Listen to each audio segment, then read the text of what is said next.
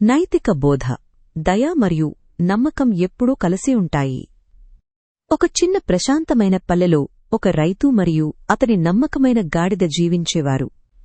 ప్రతి ఉదయం వారు మార్కెట్కి బయలుదేరేవారు. గాడిద తన వీపుమీద భారమైన సంచులను మోసేది. రైతు ఎల్లప్పుడూ దానిని జాగ్రత్తగా చూసుకునేవాడు. ఒక వేడి మధ్యాహ్నం గాడిద అలసిపోయింది.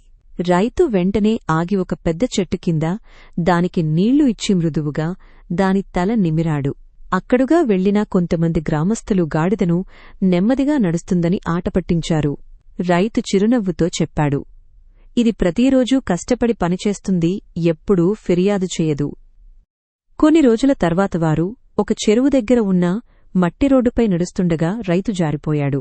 అప్పుడు గాడిద వెంటనే తన యజమానిని పట్టుకుని నీళ్లలో పడిపోకుండా రక్షించింది. రైతు ఆనందంతో గాడిదను కౌగిలించుకున్నాడు. ఆ సంఘటనను చూసి గ్రామంలోని అందరూ గాడిద యొక్క విశ్వాసాన్ని ప్రశంసించారు. ఆ సాయంత్రం రైతు సూర్యాస్తమయం వెలుగులో గాడిదకు పచ్చని గడ్డి తినిపించాడు.